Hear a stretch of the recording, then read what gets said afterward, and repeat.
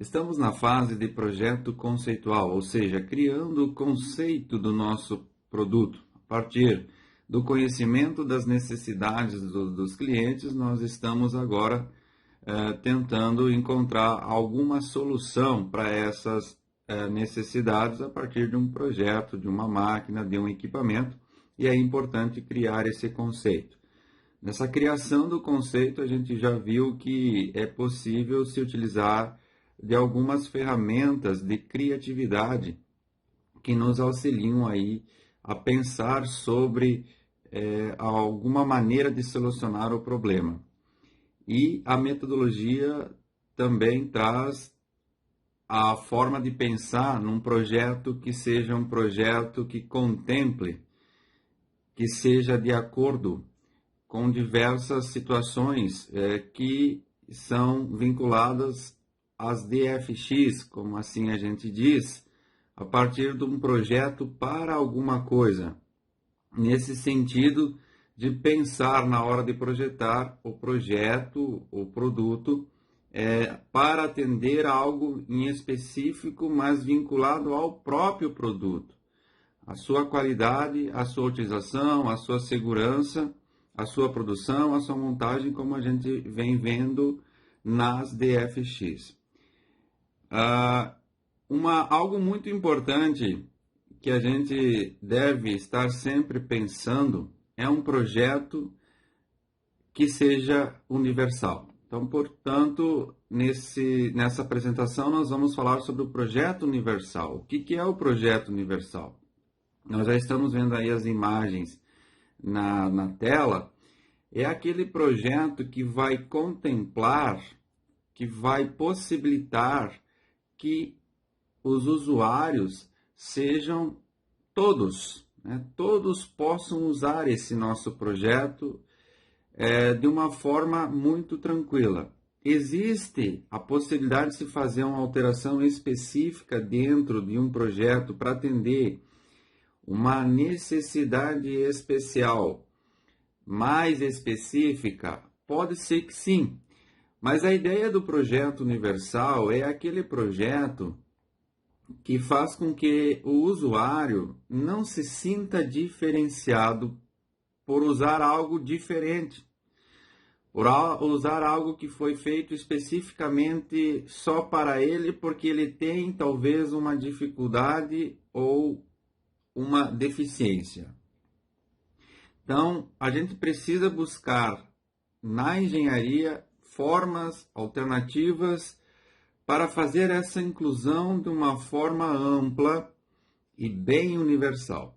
Então, a gente trata também aqui, nessa forma de conceito ainda, que a gente possa pensar na idealização de um projeto que contemple a maior parcela da população, seja por conta da idade da população, né? Quanto mais velha a população, mais necessidade específicas elas vão apresentar, ou mesmo para gestantes, ou mesmo para crianças, ou mesmo para uma pessoa que tem uma certa dificuldade na utilização de um equipamento.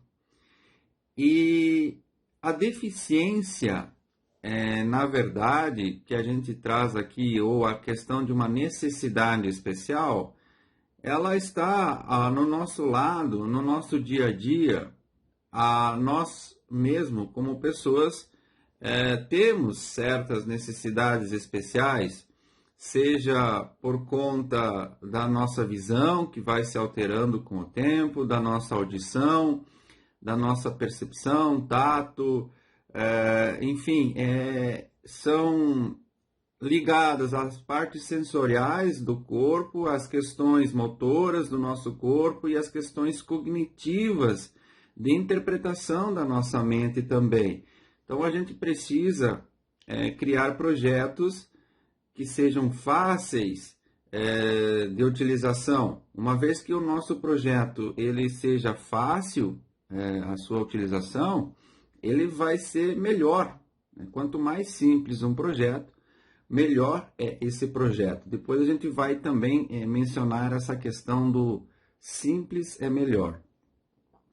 Mas levando em consideração as DFX, né, o Design for All, ou o Design for X, no caso aqui do projeto universal, não é exatamente uma que se enquadra dentro de uma DFX, mas a gente tem o termo Design for All na Comissão Europeia de Projetos, que se refere também a essa questão do projeto universal, que é a inclusão das pessoas com necessidades especiais na usabilidade universal. Então, alguns termos que vocês podem estar procurando depois para se aperfeiçoarem nessa parte do projeto universal, né? Dentro dos Estados Unidos, por exemplo, o Universal Design, o próprio Design for All, poderia ser considerado aqui no caso uma DFX, no caso DF, e o X seria o All, né? Um projeto para todos. Accessible Design, Universal Usability, Inclusive Design. Então são termos, claro, no inglês, mostrando que esse tipo de projeto ele vem ganhando cada vez mais espaço, e é muito importante que a gente pense nessa forma de fazer um projeto que abranja uma população maior. E olha só como que é essa questão da inclusão. O que nós temos hoje, dentro das questões sociais, inclusive, né? É aquela questão da inclusão, mas é uma falsa inclusão, onde que a gente tem um grupo de pessoas e aí você cria espaços, pode até ser espaços físicos mesmo, separados para pessoas que apresentam uma certa necessidade especial. Desde você construir um banheiro específico, né, só para esse tipo de pessoas, faz com que o usuário se sinta já de forma diferente. E nós temos que nos colocar como pessoas sempre no lugar da outra pessoa. E na hora de fazer um projeto, a gente precisa estar ali, nessa pessoa que nós estamos tentando atender a sua necessidade específica. Como a pessoa pensa em usar algo diferente, algo separado? Será que realmente a gente fez um projeto para uma inclusão, ou a gente apenas integrou? A gente apenas criou uma solução que permite a pessoa desenvolver o que ela queria fazer, mas não de uma forma satisfatória, ou pelo menos 100%. A ideia da inclusão nesse tipo de projeto universal é trazer dentro dessa tua elaboração no projeto uma forma com que a convivência seja normal, seja igualitária, seja tranquila. O utilizador ele não percebe uma diferença, seja uma pessoa que não tenha a necessidade específica ou que tenha necessidade específica, tem assim uma normalidade, não tem algo, esse assento é específico para deficiente, né? Que apresenta uma deficiência, uma necessidade especial, né? A gente vê muitos exemplos de criação aí, de alternativas para pessoas que têm alguma dificuldade ou uma necessidade específica de locomoção, por exemplo, que veio se transformando, sim, com o tempo, na busca aí dessa inclusão total e dessa forma como a gente apresenta aqui, principalmente em sistemas de elevação, né? Por exemplo, nos ônibus. Há uma alteração significativa nessas plataformas elevatórias, elevadores, enfim, para trazer um conforto maior para essas pessoas que necessitam. Eu tenho certeza de que quem às vezes fez os primeiros projetos dessas plataformas sequer fez um teste dessas plataformas na condição que o usuário estaria. Ou seja, vamos supor que seja uma plataforma que leva uma cadeira de rodas, né? sequer esse projetista sentou numa cadeira de rodas e tentou utilizar essa plataforma da mesma forma que o usuário com necessidade estaria utilizando, né? São situações que, tudo bem, vai levar a pessoa daqui para lá, só que as pessoas não são sacos, não são cargas, não são caixas, né? As pessoas, primeiramente, ela tem um sentimento, e esse sentimento, às vezes, para uma pessoa que tem uma certa deficiência, uma certa dificuldade, ou uma certa necessidade, ele vai estar muito mais presente. E o nosso projeto não serviu para atender esse tipo de situação. Olha só que interessante, né?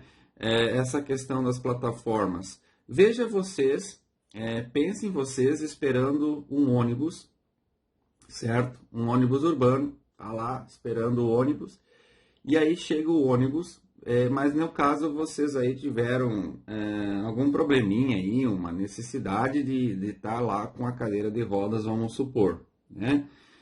Vocês estão esperando o ônibus, aí passa o primeiro ônibus, não tem a plaquinha na frente que tem esse atendimento, né? Ou a plataforma, né? Tem lá a placa identificando na frente do ônibus que é um ônibus preparado para atender a questão da necessidade específica de elevação da cadeira de rodas.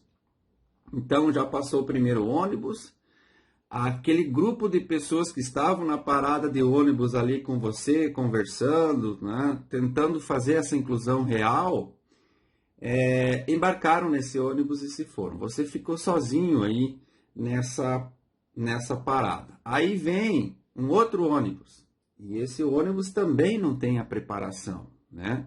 Então, novamente, você espera o próximo. E esse próximo ônibus vem e está preparado, né? Tem lá a plaquinha. E aí, o que acontece? O ônibus precisa parar, o motorista precisa descer, aí vai lá, aciona o sistema de elevação, e esse sistema de elevação não funciona. Os passageiros dentro do ônibus, claro, tem horário, precisam cumprir esse horário passa, né? Você precisa tá cumprindo dentro das empresas, né? Então você ali sentado na cadeira de rodas observa as pessoas dentro do ônibus olhando para você, culpando você de algo não estar funcionando corretamente e que está atrasando a vida deles. Isso é inclusão? Você fez, no caso, o projetista desse elevador, você fez um projeto de inclusão real. Aí tudo bem, a plataforma vai começar a funcionar meio travando, assim, né? E aí entra lá a cadeira de rodas, aí vai lá o cara, o motorista passa o cinto de segurança por você, né? Entra em contato com você e, né, tem que passar por cima de você, daí engata o cinto, depois retira você lá da plataforma, leva você até o lugarzinho que está preparado especificamente para pessoas com necessidades especiais, dentro do ônibus ali, certo? É uma gaiolinha que tem, é um espaço ali totalmente diferente dos demais espaços, né? Então, que tipo de inclusão que tem? E ainda os projetistas ou alguém que fez esses projetos iniciais sente-se que fez lá uma grande coisa. Tudo bem, possibilitou de uma forma mais fácil essa elevação da pessoa até a parte interna do ônibus, mas criou um monte de problemas, né? Isso já foi alvo de reportagens inúmeras, vocês podem estar acompanhando aí nos noticiários ou buscar no YouTube essas reportagens dos diversos sistemas de elevação de plataformas nas grandes cidades que não funcionam, certo? Que não funcionam.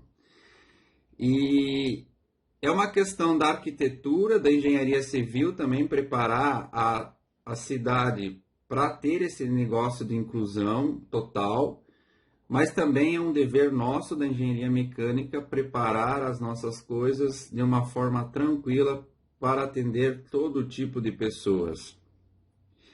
Essas plataformas nos ônibus, por exemplo, dificilmente elas sofrem manutenção. E como elas são usadas muito pouco, o próprio motorista não tem preparo de acionamento e quando vai acionar não funciona. Devia ter uma regularidade em relação à manutenção dessas plataformas e o ônibus que tem a plataforma hidráulica ou eletrohidráulica, o motorista, ao pegar o ônibus pela manhã, testa a plataforma no dia antes de sair da garagem com o ônibus, né? Fazendo com que ela funcione pelo menos uma vez no dia. Vai fazer com que o óleo circule, enfim, se veja se está travando uma parte do mecanismo, se falta alguma lubrificação, enfim. Os ônibus rodoviários, por exemplo, esse sistema de elevação muitas vezes era uma cadeira em forma de lona, em que o motorista e mais um parente da pessoa tinha que carregar no colo a pessoa até lá em cima do ônibus. Veja vocês se isso existe, se isso é considerado um projeto de inclusão. E quando a gente se coloca no lugar da pessoa e entende de fato a sua necessidade, a gente vai tentar atender de uma maneira bem tranquila.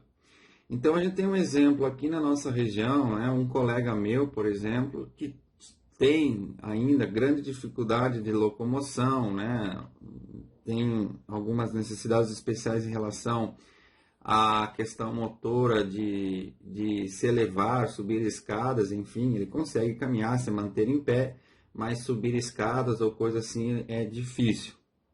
E os ônibus, todos, até mesmo um carro, você tem que se elevar pelo menos um pouquinho aí para acessar a parte interna dos veículos. Com isso, ele trabalhou muito com essas normas que atendem,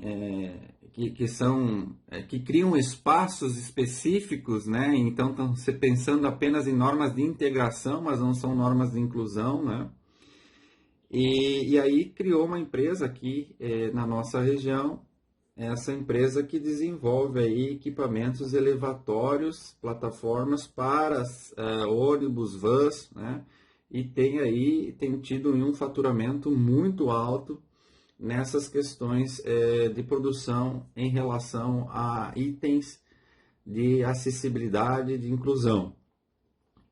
O que tem de diferente nesse tipo de projeto?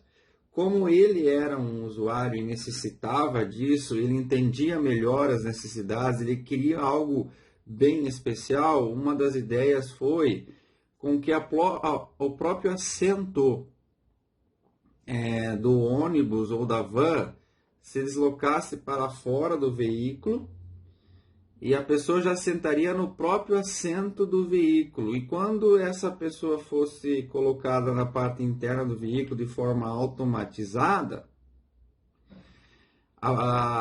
o lugar ali, o assento, é o mesmo do que os outros assentos, ou é o mesmo estofado, é o mesmo tecido, o espaço é igual, certo?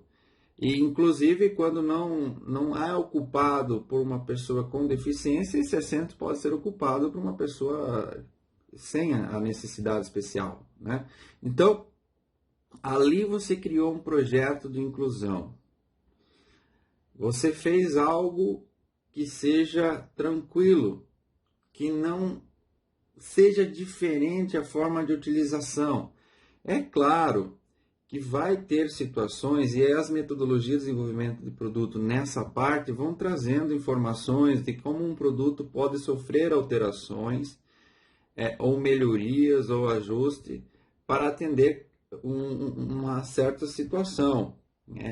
É claro que nós vamos ter necessidades bem específicas e bem complicadas de se atender, mas a gente precisa buscar da melhor maneira possível atender isso, sem que haja uma diferença enorme com um produto que está no mercado de uma forma padrão. Então, a ideia na metodologia de desenvolvimento de projeto como um todo também busca criar formas, regras, sistemáticas que nos auxiliem a projetar algo para atender necessidades específicas e especiais. Então, existe o projeto universal e existe essa metodologia inclusiva. E a metodologia inclusiva seria a metodologia de desenvolvimento de projeto de produto vinculada a essas ações inclusivas, que os objetivos é melhorar a qualidade de vida de toda a população. Reduzir custos. Olha que interessante. Não é por conta de que eu vou fazer um projeto e eu vou usar a metodologia inclusiva para reduzir custo de um projeto normal. Mas a ideia é que você consiga desenvolver um projeto que seja inclusivo sem que ele custe muito. Às vezes você cria um projeto que atende uma necessidade específica, mas o custo desse produto é muito elevado e as pessoas que realmente precisam desse tipo de produto não vai conseguir adquirir, não vai conseguir comprar. Então a ideia é sempre tentar manter algo de baixo custo que seja acessível à população. Melhorar a eficiência do produto e a aceitabilidade, né? A pessoa com um portador de alguma necessidade especial, ela tem que aceitar o teu produto. De fato, é aumentar a inovação de um produto. Sempre quando eu busco uma metodologia de desenvolvimento do projeto de produto, eu vou estar pensando nessa questão da inovação, na melhoria. Reduzir o número de soluções especiais para o desenvolvimento de um produto. Isso está vinculado também às questões dos custos, né? Orientar o projetista, fornecer informações e ferramentas necessárias e desenvolver uma sistemática que auxilie o projetista. E existe a metodologia dos 7 níveis, que vincula, então, quando eu vou fazer o desenvolvimento de um projeto para atender uma necessidade específica, ela busca trazer nos estágios e nos níveis uma preocupação muito importante em relação a essa situação que a gente comentou anteriormente, de se colocar realmente no lugar da pessoa que vai utilizar, né? Se colocar realmente no lugar da pessoa que vai utilizar, para sentir, para saber. Então, no primeiro nível, se tem aí a questão do desejo do usuário, né? Tentar entender o desejo do usuário, certo? Então, especificar o problema para ser solucionado e definir esse problema, mas muito vinculado ao desejo, né? Como é que se faz isso? É os questionários, né? Aquela fase inicial do desenvolvimento do projeto, os questionários, tentando identificar o desejo. No segundo nível, aí é um pouco mais amplo e envolve um pouco mais do conhecimento técnico, de engenharia e inclusive do pessoal da área de psicologia, se for assim, a questão da interpretação desse desejo para saber realmente quais são as necessidades. Porque o próprio indivíduo, normalmente, ele tem alguns desejos. Eu queria sair daqui para ir para lá. Mas qual é a verdadeira necessidade? Às vezes, a gente não sabe qual que é a nossa necessidade. A gente tem alguns desejos, mas não sabe o que realmente a gente precisa. Então é importante encontrar essas necessidades também, se fazendo aí a especificação do problema e verificação do problema. Então o primeiro e o segundo nível estariam aí no estágio 1, que é a definição do problema, buscando os desejos e as necessidades reais do teu consumidor, do teu cliente. Certo? No segundo estágio, seria a definição do teu sistema, certo? E essa definição do teu sistema, nós temos que pensar na percepção do usuário no nível 3, como ele vai enxergar esse teu produto, né? Naquela questão assim, será que ele vai se sentir diferente por usar algo que, ao invés de ser verde, é amarelo, né? Tudo é verde lá onde ele vai, tá? E aí o teu produto é amarelo, né? Qual que é a percepção do teu usuário? Então, desenvolver o mínimo, porém o suficiente, para a representação desse sistema, seria uma ideia de um protótipo, uma ideia de uma imagem, assim, tentar criar algumas soluções simples para ver se realmente esse usuário vai se sentir bem em relação à utilização daquele sistema e vai se sentir incluído, certo? No nível 4, ainda nesse estágio 2, que é definir o sistema, a gente vai pensar em definir o sistema em relação à cognição do usuário, né? Nessa questão de buscar igualar o sistema ao mundo real, também como que ele vai se sentir, como que ele vai perceber isso e como que ele vai usar isso. Será que ele vai conseguir usar esse sistema? Ele vai conseguir acionar, pensar em relação à sua utilização? Precisa ser algo mais automático? Precisa ter alguns sensores que identificam o que ele deseja fazer na questão de ordenar o equipamento para realizar a função, ou o teu sistema, o teu projeto. E o nível 5, a liberdade e controle do usuário, desenvolver qualidade de controle de entrada do usuário, né? E verificar o conforto do usuário nas questões motoras do usuário.